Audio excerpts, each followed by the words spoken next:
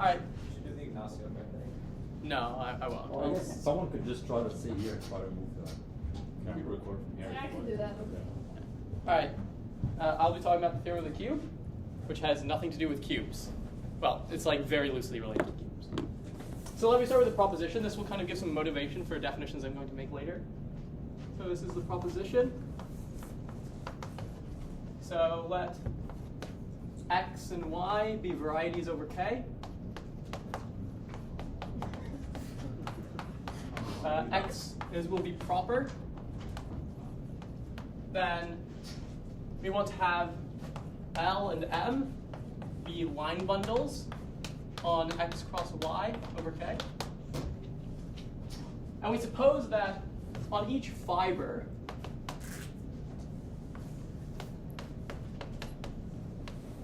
we have that these line bundles are isomorphic. And the question is, like, what can we say about these two line bundles?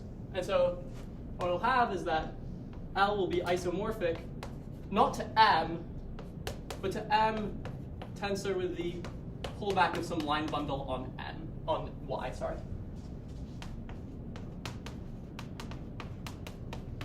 So let's see why this is. I mean, intuitively this should be somewhat like clear, because if you have a line bundle, if you have two line bundles which are fiber-wise isomorphic, then essentially what this n is just accounting for the fact that they're not globally isomorphic. It's only true on fibers. And so you twist some amount at each fiber, and that's what n is capturing. So how can we prove this? Yeah, by the way, this is not for the faint of heart, this presentation. Which is... You don't say. You could like define. If I define things, we would not be able to prove the theorem of the cube. So this is like, if you don't know algebraic geometry, have fun looking at the pretty symbols. And if you know algebraic geometry, have fun. John, I warned you. Yeah. That's all I will say. I'm having fun. Okay. So what do we want to? We want to show something like this. In particular, we want to show that f itself should be the pullback of a line bundle. So how can we show that f is a pullback of a line bundle? Well, what is the most natural line bundle it could be the pullback of? It could be the pullback of its own push forward. And so now this should look very much like you have some co-unit map, and this is saying that the co-unit is an isomorphism. But to actually show that this is a line bundle, we need to show that this thing is a line bundle. So one, we need to show that the push forward to y of f is a line bundle. And so how can we do this? Well, f is locally isomorphic to ox cross y, because f is a line bundle. And so to show something like this, we probably want to use like a cohomology and base change theorem. No, like you know that the co-unit map is surjective by Nakayama, right? Well, but we need this thing to actually be a line bundle. And then yes, it'll be surjective and we'll be happy. But we first need that this thing is actually a line bundle. We're claiming that n is in pick y after all. Right? So n should be a line bundle. So let's first prove this is a line bundle. So what do we want to do to show it's a line bundle?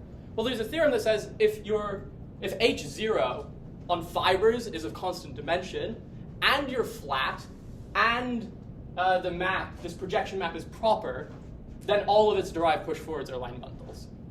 So what do we need to show? We need to show that f is flat over y, that the projection map is proper, and that H0 on fibers is constant, this number. And now if you want to actually see like the statement of this theorem that says that then all the higher derived push forwards of f are line bundles, it's just in Hartshorne.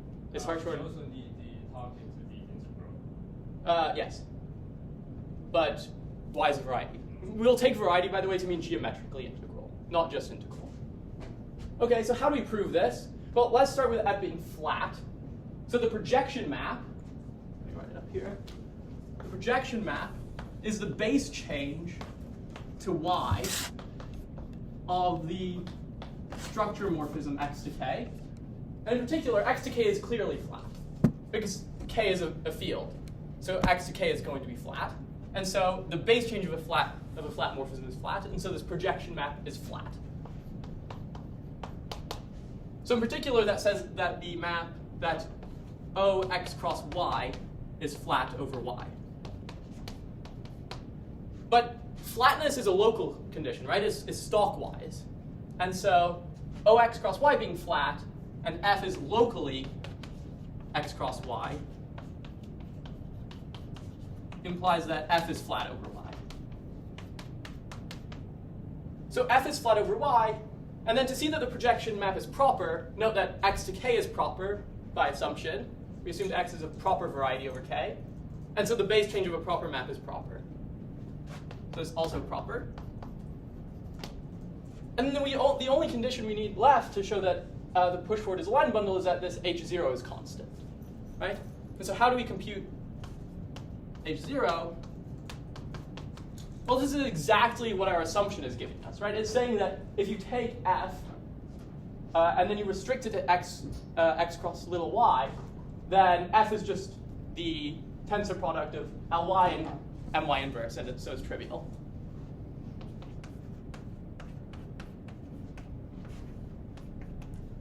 And now each of these xy's, this is x fiber product over k with k of y, these are going to be geometrically integral varieties, right? So these will all be varieties, and they're in particular the proper varieties, and so this will be always 1. So this is constant, it's just constant 1, and so the push forward of F is indeed a line bundle. So all that we need to show now is that the co-unit map is an isomorphism. In particular, since we already know that these two are line bundles, we just need to show it's surjective, right? If you have a surjective morphism of line bundles of equal rank, or vector bundles of equal rank, then it's an isomorphism. That follows from that, Yeah, so we want to compute it. We want to compute it on fibers, right? The fiber at a point P in X cross Y. But to compute it at a fiber, the fiber over P, we can compute it on the entire fiber XY. And if we take the restriction to XY, so let's say we have XY mapping into X cross Y. This is I prime, so projection to Y prime. Then if we take the pullback to the fiber,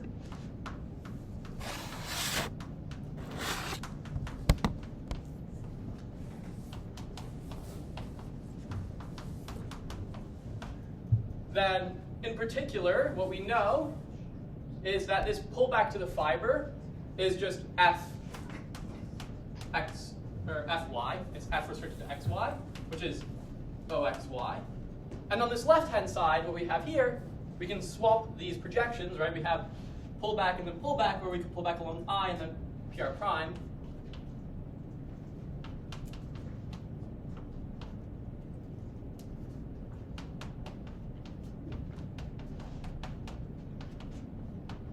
Well, I won't write the right-hand side. But the point now is that you're taking the pullback to a point, right? And the pullback of the point is the same as just taking global sections. This is a K of Y vector space, which is just the global sections of this. Or sorry, not the global section. This is the fiber of this over K of Y. This is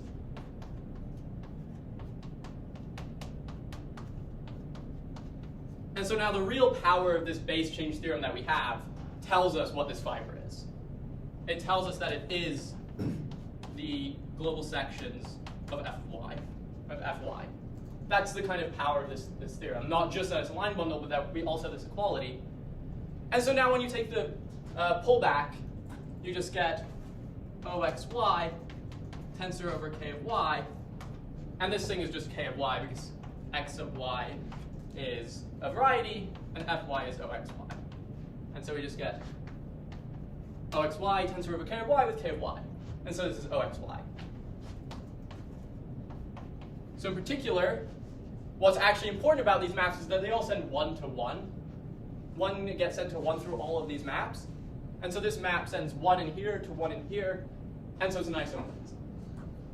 So we have an isomorphism once we pull back to any fiber xy, x sub y. And so in particular, if you then quotient further to get at the fiber at a point P, we'll have an isomorphism. So we have that after tensoring with K of P, we get an isomorphism.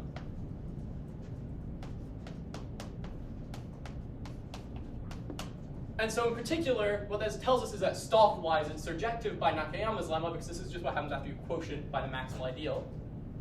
And so if it's stalk-wise surjective, then it's surjective. And if you have a surjective map of line bundles, then you have an isomorphism. And so this is indeed the desired isomorphism. Okay, so that finishes proving this theorem. This n is just the push forward of f. So you can actually give like a nice corollary of this, which is the seesaw lemma, which says that if furthermore Lx is isomorphic to mx for some x,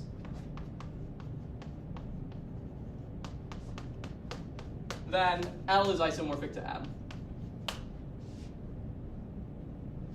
for a closed point. Sorry. Yeah? We're assuming that alongside all the previous. Yes. So furthermore, we assume this. All right, and why is this true? Well, what do we need to show they're isomorphic? We need to show n is just trivial. All right, so we want to show n is O of y. But this essentially just follows by considering f, which is our L tensor M inverse. And so f is the pullback of n. But once we restrict to this fiber, little x cross y, we get just the trivial bundle of y. And if we take the restriction of the projection to y, restricted to little x cross y, then this projection does nothing, right? It just says forget the little x, right? Essentially, we have our diagram, xy maps into x cross y. Then we can take the projection maps and the inclusion. And so once we swap the order that we're taking these pullbacks, we see that we just get the identity map. So this is essentially just n. And so we get that n is equal to O of y, and we're happy. Because now L is isomorphic to M tensor with the pullback of O of y, which is O of x cross y. All right, and so that finishes proving the seesaw lemma. So now let's try to prove kind of a generalization of this first proposition. Well, in some sense. So we don't want to ask that, two line bundles are equal on every fiber. What if we just ask for what are the points of y for which they are equal on fibers? Right, so what is this set y such that Ly, well, let's just say trivial. Right, so this would really be considering f. So we want to understand this set of all y for which our given line bundle, L and pick x cross y, is trivial on a fiber, x sub y. So the first thing I want to show is that this is closed. This is a closed set. And so why is this? Well, a line bundle L, well, let's say M, on X is trivial if and only if the global sections of M have dimension at least 1, and the global sections of M inverse have dimension at least 1. So now, if X is sufficiently nice, you can prove this by saying both M and M inverse are effective. That's one way, but that requires X to be nice enough. The more general way is this says you have a non-zero map S from M to OX. This says you can pick a global section of M, and then without loss of generality, you can ask that S of T be 1. And so this realizes the isomorphism. But if X is sufficiently nice, you can just say, oh, it's effective, and you're done. Or M and M inverse are effective. All right, so this tells us that actually this set, where Ly is trivial, is just a set where H0 of Ly is at least 1, and the set where H0 of Ly inverse is at least 1. this is just the intersection of the two sets.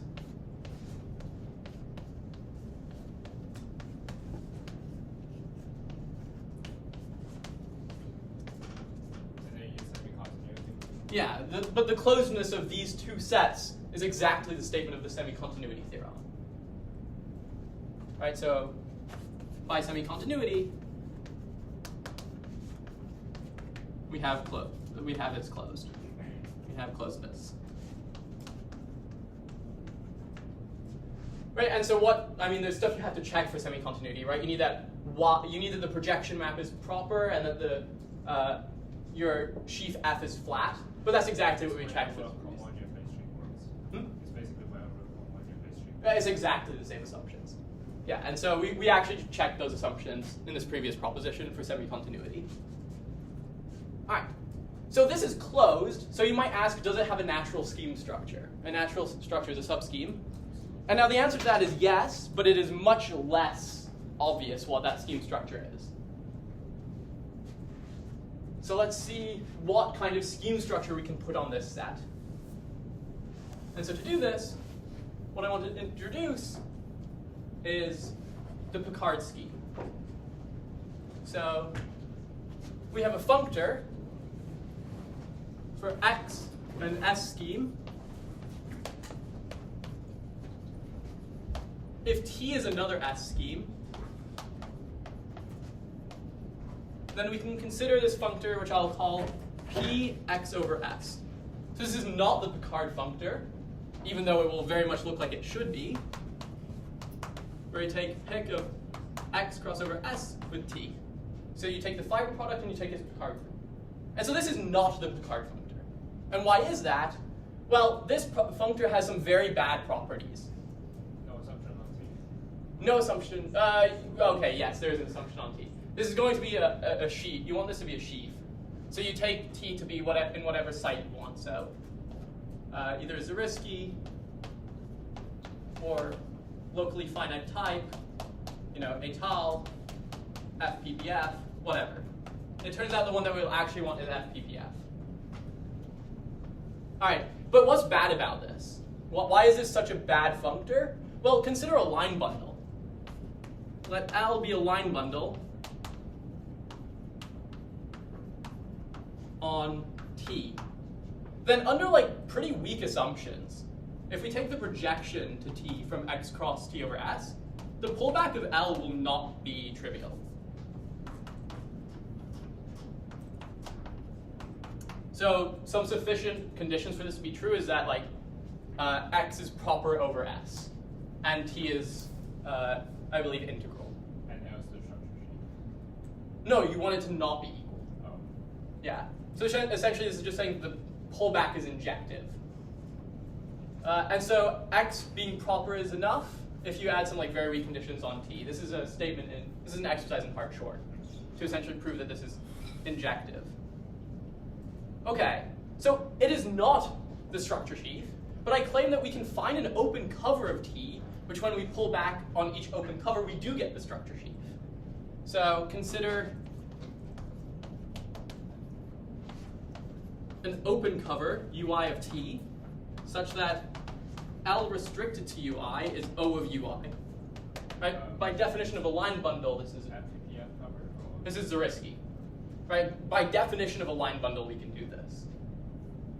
So now what does it say? Well, it says if I look at this cover and I pull back on each cover, I consider projection to UI pullback of L restricted to UI, I do get O of X cross S with UI. So I do get the structure sheaf on this open cover of T, but on T itself, sorry, this should be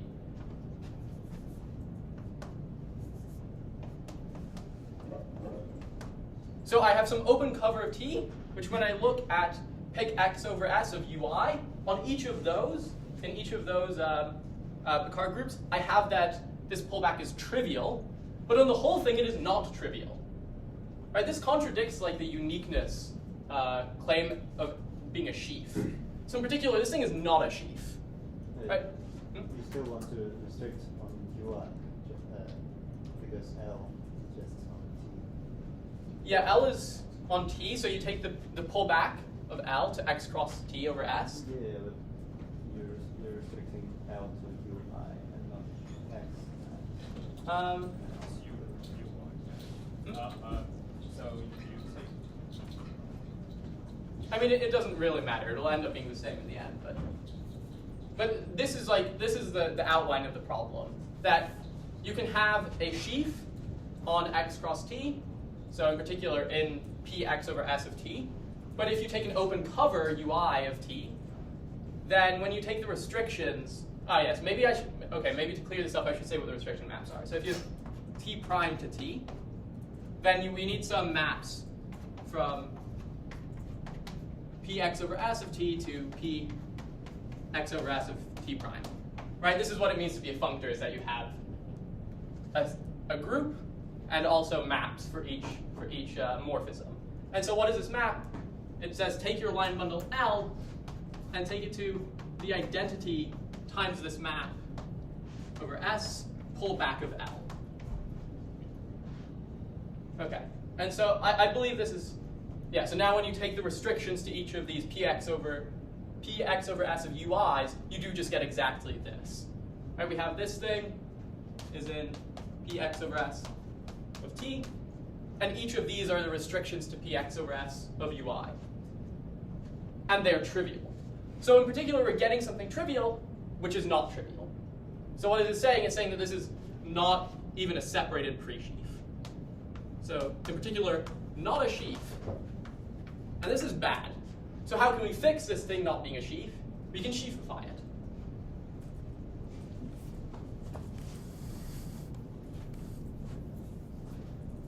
By the way, are you sure you're pulling back from L restricted to X cross UI? Yes, because that is, you take the identity cross path, pull back.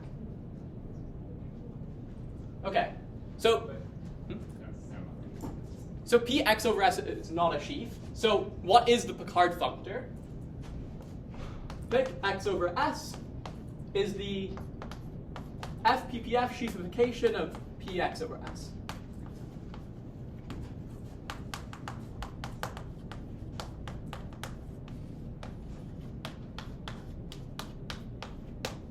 All right, and so what we might want to know about this sheaf is, when is it representable? Right, when can we represent a sheaf by some scheme? And so a very general condition on when this sheaf is representable is if S is spec K of a field, and X is proper over K.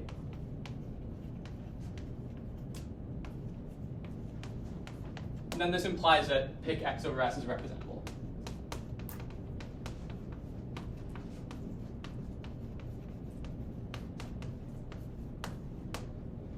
And in particular, if you have some like mild X assumptions, you actually get some very nice facts about this sheaf. So I won't prove any of these. Proving that pic X over S is representable is really hard. I think Grothendieck spends quite a bit of time doing it in EGA, so I will not do it. Actually, this is not proven in EGA. This is a stronger condition than what Grothendieck proves. But what can we say if pic X over S is like, if X is sufficiently nice, can we say something even stronger about pic X over S? And the answer is yes.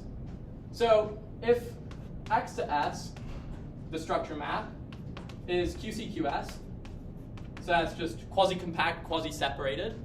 Quasi-compact says that the preimage of quasi-compact is quasi-compact. Quasi-separated says that the diagonal is quasi-compact. And furthermore, you have this kind of weird condition, which is that the push forward of OX cross over ST is OT for all T over S. If you have these two conditions, then pic X over S falls in a very nice short exact sequence.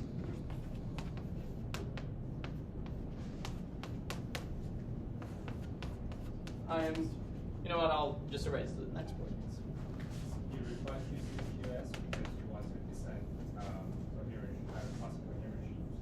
Yeah, I mean, the point of this is that you're going to end up wanting to do like descent from FPPF to Zariski. But I won't prove that. Mostly because I don't know the proof. This is not exact on the right, it's just exact on the left. And so this is going to be very important. What is this saying is, by the way, this is the projection to T, pull back. So in a sense, this is showing what was really wrong with this example, right? In this example, when we considered the pullback under the projection of L, we got something that was locally trivial, and so should have been trivial if this was a sheaf. And this is saying if we take L, line bundle on T, and we pull it back, then we really do get something trivial, because once we take its image, we do indeed get something trivial. By the way, this map is the natural inclusion from a pre-sheaf into its sheafification. Right? There's an inclusion from any pre-sheaf to its sheafification. Well, it's actually not an inclusion if you're not separated. So this will generally not be an inclusion, hence why it has a kernel. But there's always a map from a pre-sheaf to a sheafification. Okay. So why is this important? It essentially lets us understand something about this Picard sheaf in terms of the pre-sheaves which live on the Zariski side, which is very nice. Yeah? Are you saying that if you have this push-forward condition, then you have that exact sequence, right, if you fix T? Or do you need the push-forward condition to hold for all T to get that from? That is a great question, the answer to which I do not know. Okay. I would suspect for all, because you're going to want to do FPPF descent, right? FPPF to Zariski. And FPPF just says take some FPPF cover of T. And at that point, you might need to use this, not just on T, but on any FPPF cover of it. Okay. So I'm not sure, but I would probably, to be safe, say this has to hold for all T. It's all T. Yeah. What descent? Well, it depends on how you're doing descent, right? Like You what? want to descent a scheme, right? Yes. All right. But so why do we care about this? Well, it's going to let us understand something very, very nice.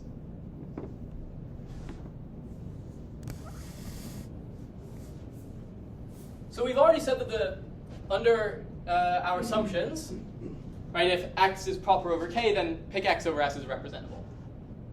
And by the way, under our assumptions, these also hold. So why is that the case? I'm currently blanking on why the second condition holds. For any variety, the first condition will hold. Did I write this?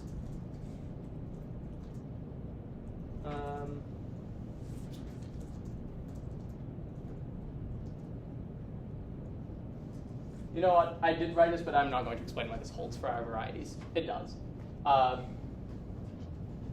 Yeah. So there's a natural map from this to that. And you need to show us an isomorphism. But in any case, let's just assume this condition holds. I won't prove it. But what does this actually give us? Like, what do we get out of this? And that's what we really want to know. Well, suppose we have x is proper over k, and y is a k scheme. Then what we can say is the following. We can consider a map, if we have L in pick x over s, or pick x cross y over k, which is s in this case, is little k, then a line bundle in a Picard group, well, this maps into the Picard scheme. So we get an element, this maps into the Picard sheaf of y. And so we have an element of the Picard sheaf when we evaluate it on y. And since pick x over s is representable, that says we have a map from y into the thing representing this. So we have a map y to pick x over, well, now s is k, x over k. And I'll call this map L because it's given by the line bundle L. And now I also have a map from little k, and this is given by OX. Okay? And now I can consider their fiber product and call it Y naught. So what properties does Y naught have? Well, if we have our line bundle L, then if we look at these two maps, I'll call this F and call this I, then these two maps must agree. Right? Once we consider the composition of these two maps, being a fiber product says they agree. And so what is the composition of these maps? Well, the composition of these maps is a map into pick x over k. So it should correspond to a line bundle, or well, a line bundle on some FPPF cover of y, fiber producted with x. So in particular, we have that OX F pullback will be equal to L and I pullback. Sorry, these should be identity across these. Pullback.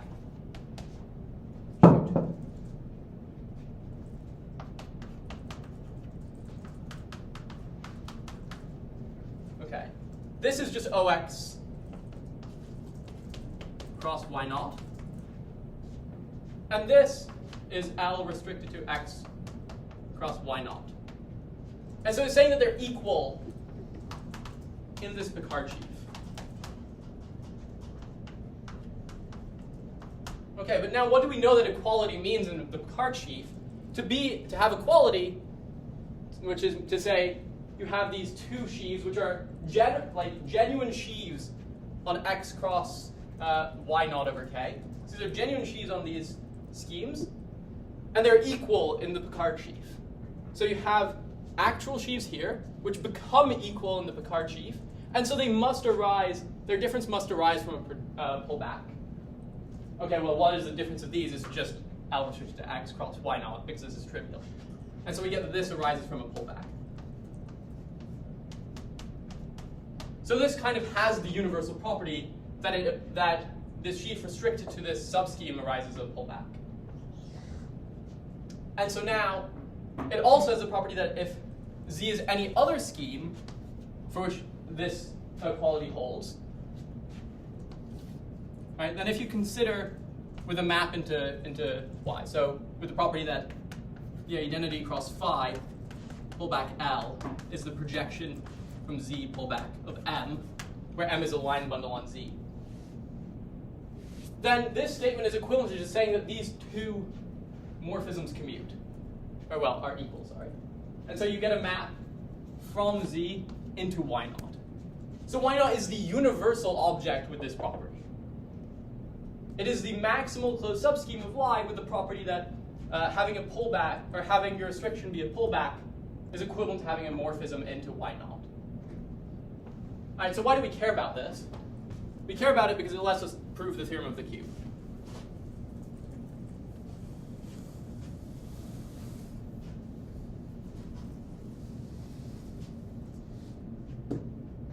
So theorem, the theorem of the cube.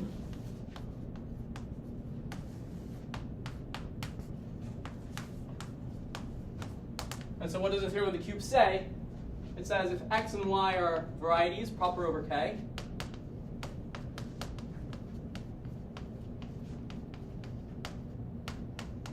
and Z is a connected locally Noetherian K scheme,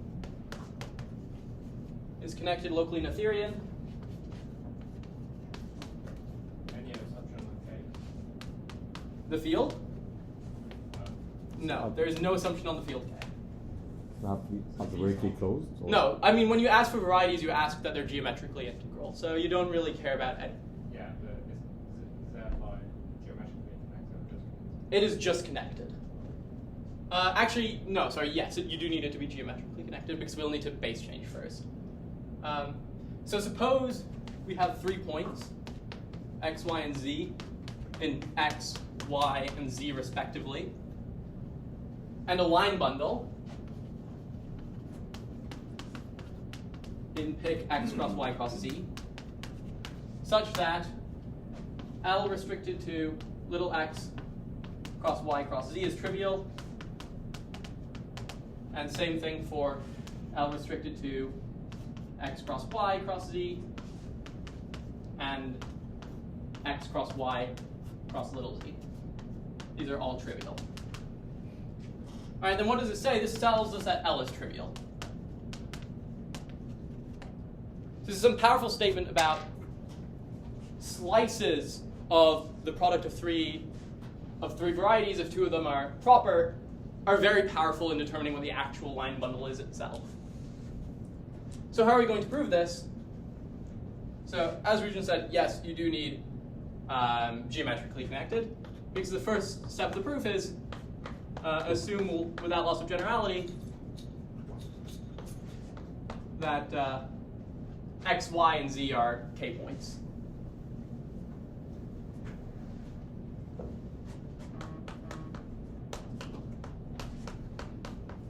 Right, and you assume they're k points, so you need these properties to hold under base change, and so you do need geometrically connected.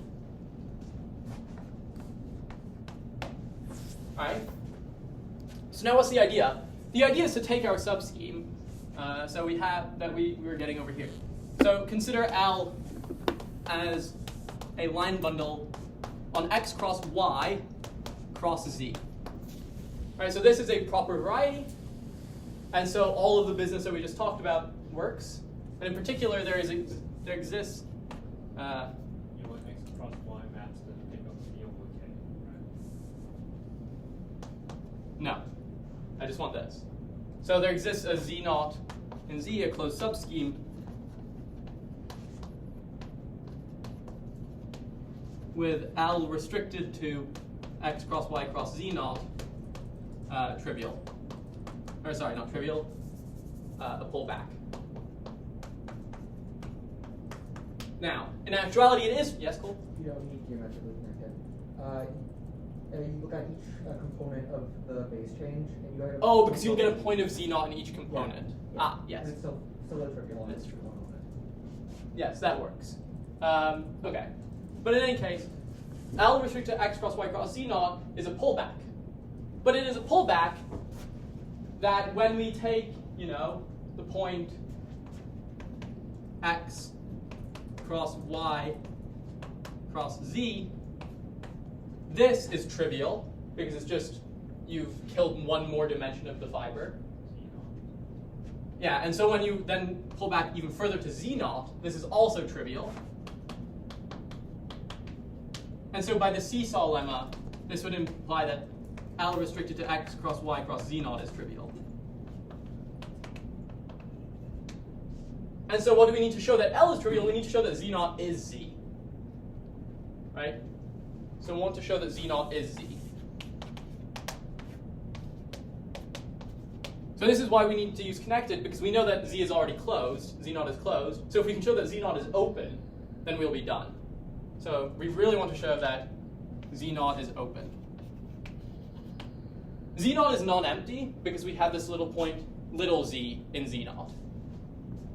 So z naught is non-empty, so let's choose a point zeta in z naught. Then we want to show that OZ zeta is equal to OZ naught zeta. Right? This will show that z naught is an open subscheme of z. So how can we do that? Well, we know that z naught is a closed subscheme, so we can write OZ naught zeta as some quotient of OZ zeta. And we just need to show this ideal I is 0. All right, so we want to show I is 0. So how can we do this? Well, let M be the maximal ideal of OZ zeta. Since Z is locally Noetherian, then OZ zeta is Noetherian.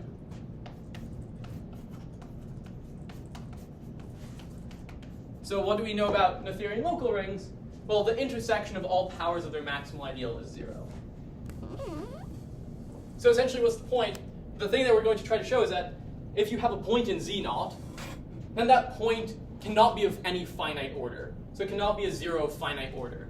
It has, if you want to say it's a 0 of finite order, then you can always get it to be an order 1 higher. So what does it mean to be a 0 of finite order? We know that the intersection of all maximal ideals is trivial, of all powers of the maximal ideal.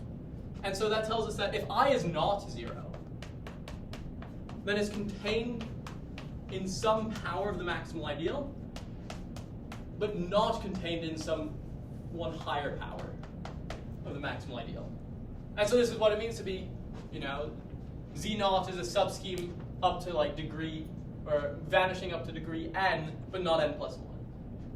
And so we want to show that actually, no, it does vanish up to degree n plus 1 as well.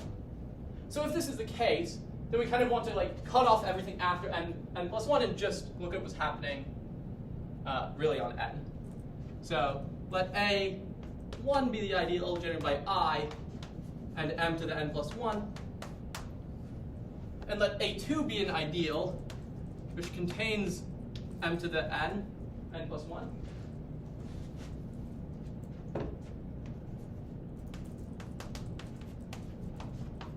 But is strictly contained inside A1, with the property that the dimension of A1 mod A2 is 1 over k zeta. So why can you do this? Essentially the point is you consider I plus m to the n plus 1 over m to the n plus 1. This is going to be a finite dimensional vector space, and in particular, it will be of dimension at least 1 because I is not contained in m to the n plus 1. So you just take a codimension 1 hyperplane in this subspace to get your ideal A2. All right. So now let Zi be OZ zeta mod AI. And then we know that if we just choose A1, then Z1 is a closed subscheme of Z0. Well, Z0 really localized at this point. Right? So Zi should be speculative. So Zi is a closed Z1 is a closed subscheme of Z0 localized at the point zeta. So the local sheaf, or the local ring at zeta. Okay, and so I'm not going to prove this, but essentially, if you consider Z at zeta, so the spec OZ zeta, then Z0, if you take its local ring, is the corresponding, like Z zeta naught is Z0 zeta. I'm not going to prove this, but this essentially just follows by the fact that Picard groups are very nice on, you can localize Picard groups in a somewhat nice way because they deal with the risky side. All right, so in particular, that this being a closed subscheme of Z0 zeta implies that when we restrict to Z1, L is trivial. So L restricted to X cross Y cross Z1 is trivial. So I'll call this L1. And what we know is that we have L2 restricted to X cross Y cross Z2. And L2 cannot be trivial because we don't have that Z2 is not a closed subscheme of Z0 zeta because it does not contain I. Right? We assumed it's some codimension 1 subspace of this vector space, and so it does not contain all of I intersect m to the n. Sorry, what is Z2 exactly? Z2 is spec OZ zeta mod A2. Yeah, I already got you. So this thing should not be able to be trivial, but the contradiction that we're going to find is that it has to be trivial. So let's see why L2 is trivial. In particular, what's important to notice about Z1 and Z2 is that they have the same topological space. They're the same space topologically. And so L1 and L2 are almost exactly the same sheaf. They're essentially the same sheaf. The only thing that's different about them is you've tensored with some different... yeah, but like they're topologically the same. The important thing is that these restrictions are pullbacks by different structure sheaves. This will be tensoring with OX cross Y cross Z2. This is tensoring with OX cross Y cross Z1. And so L1 being trivial says that we can find some S, a global section of L1, such that L1 is just S times OX cross Y cross Z1. Right? And so L1 and L2 are the same sheaf up to some different tensoring. So the question of whether L2 is trivial amounts to the question of, does this element S arise from an element in L2? So we have a map from the global sections of L2 to the global sections of L1. The reason why we have this map is because we have a map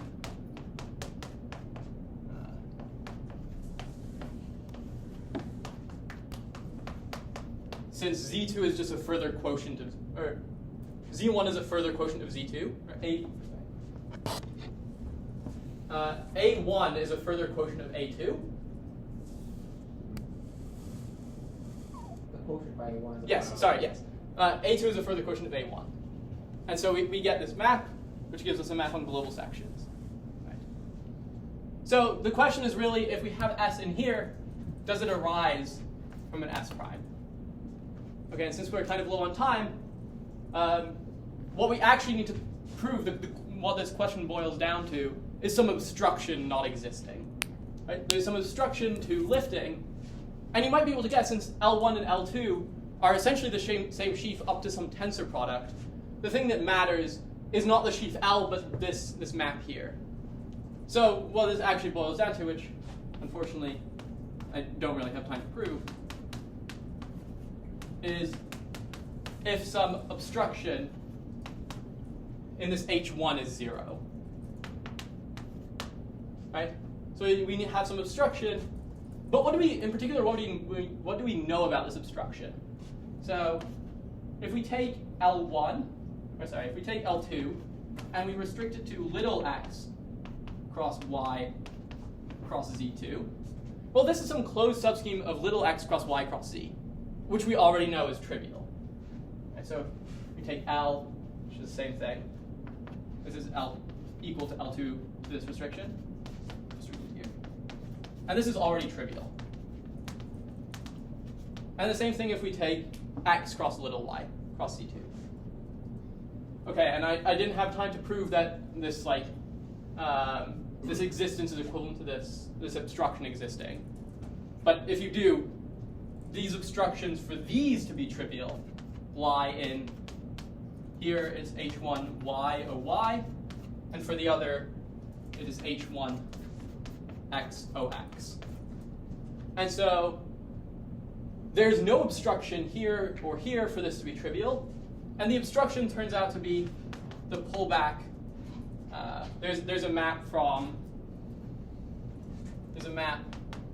little x cross y cross z2 into big X cross y cross z2, which I'll call, say, Ix.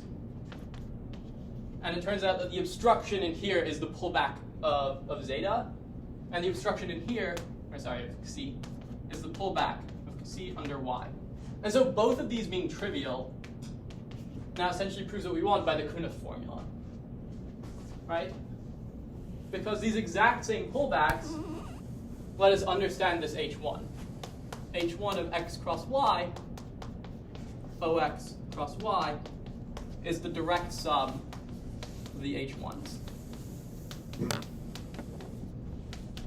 And now I don't know exactly what conditions you need on x and y. I think it is just proper varieties over K, right? To get the Knuth formula to hold. Under, where the maps are exactly these Ix pullback and Iy pullback. So x direct sum. All right, and so what this says is that if we take C in here, then the fact that both of these pullbacks of C are 0 implies that C is 0.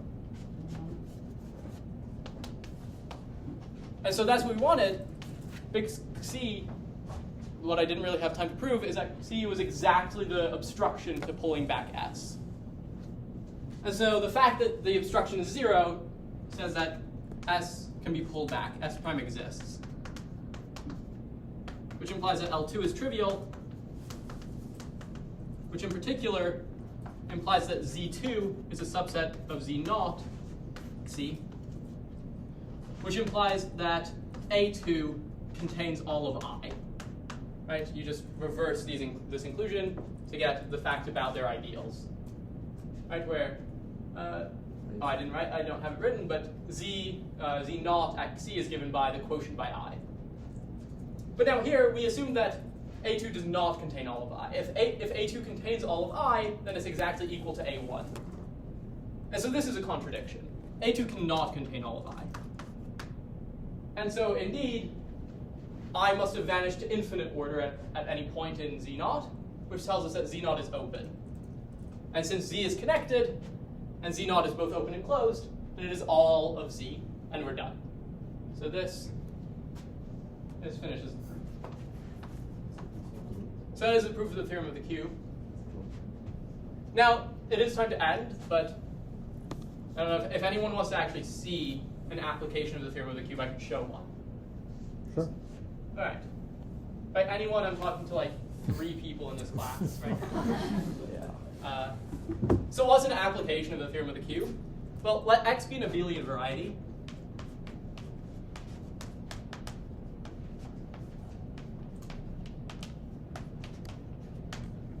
And so for an abelian variety, if I consider the triple product x cross x cross x, I have 3 functions.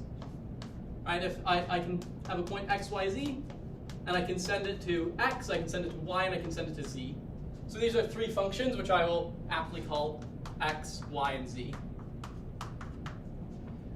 And so now consider the following line bundle. So for any L, a line bundle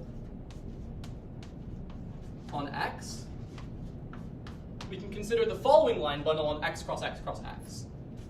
So x plus y plus z pull back f, tensor product, x plus y pull back L inverse, tensor product, x plus z pull back L inverse, tensor product, y plus z pull back L inverse, tensor product, x pull back L, tensor y pull back L, tensor z pull back L. So now, can anyone tell me something about this line bundle on x cross x cross x? Yes, Sebek? I'm gonna guess it's trivial. Yeah, so it's trivial. Let's go. So why can we see that it's trivial? Well, consider, I'll just prove it for one slice, 0 cross x cross x. So consider the line bundle on this slice, where x is 0. This is 0, this is 0, 0, and this is 0, or really trivial. And so what do we get? Well, here we have y plus z pull back L. And here we have y plus z pull back L inverse. So these 2 die. Here we have y pull back L inverse, and here we have y pull back L. So these 2 die. And here we have z pull back L inverse, and here we have z pull back L. So these die. And so what are we left with? Nothing. This is trivial.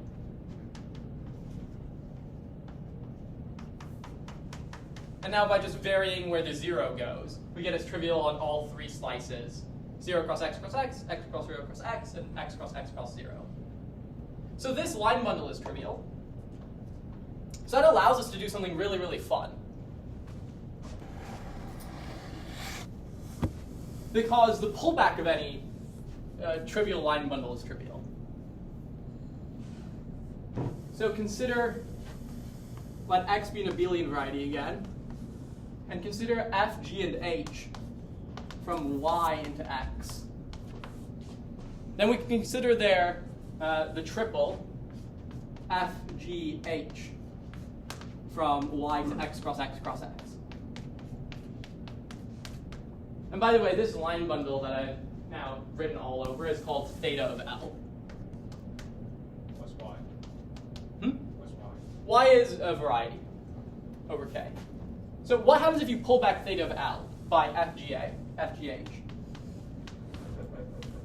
FGH pull back theta of L, well, I mean, it's trivial, because theta of L is trivial, so it's got to be trivial. It's just OY. But what else is it? Well, it's F plus G plus H, pull back, L, tensor, F plus G, pull back, L inverse, tensor. I'll write this out just one last time, because this is very tedious to write out. F plus H, pull back, L inverse, G plus H, pull back, L inverse, F pull back, L, G pull back, L, H pull back, L. And so now I want to take y equals x and consider some kind of special functions f, g, and h. So in particular, we're saying that this sheaf is always going to be trivial. And then we'll get to kind of the big fact that I wanted to prove. the magic that falls out of this theorem of the cube. So take f to be the identity from x to x, the identity, and now choose two different points, little x and little y in x, closed points. Well, actually not just closed points, k points.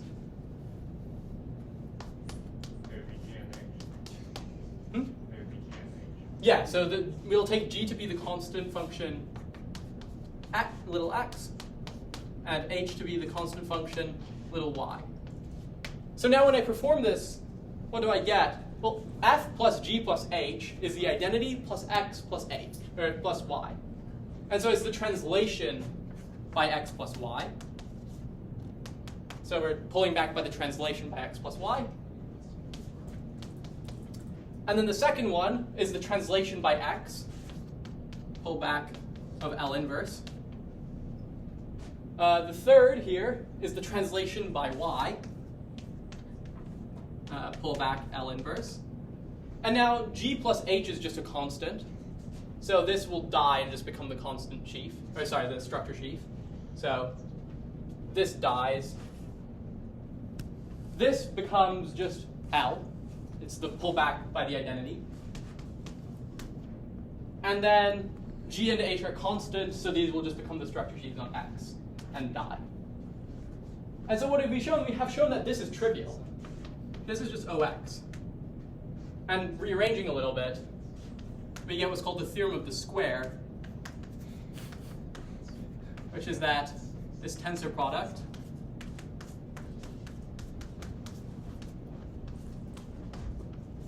is exactly this. And so why do we care about this theorem of the square? What the theorem of the square is the first thing you prove. The first thing? No.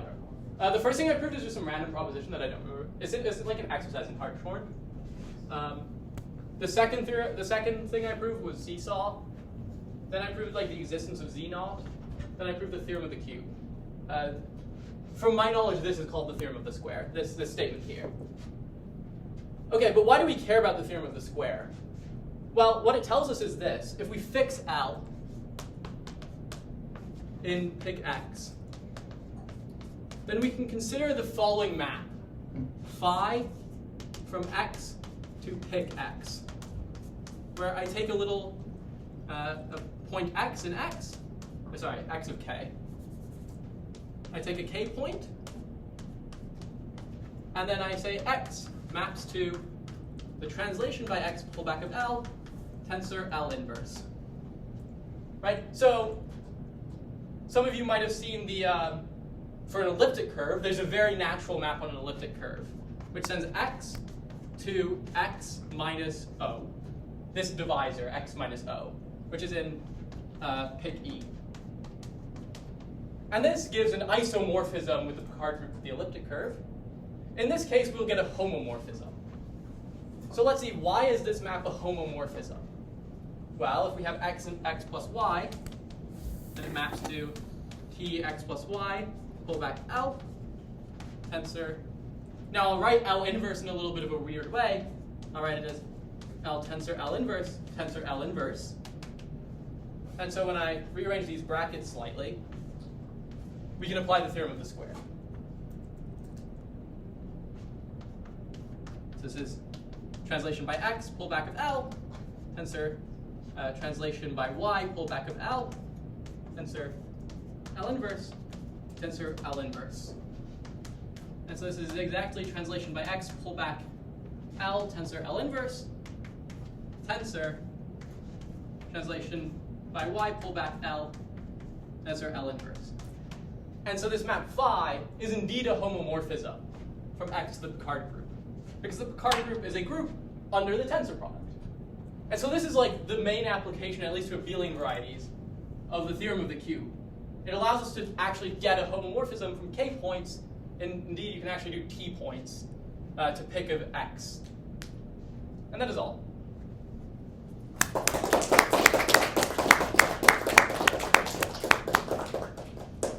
Are there any questions? I'm sure you're absolutely bustling with questions. Yes, I have a question. Yeah?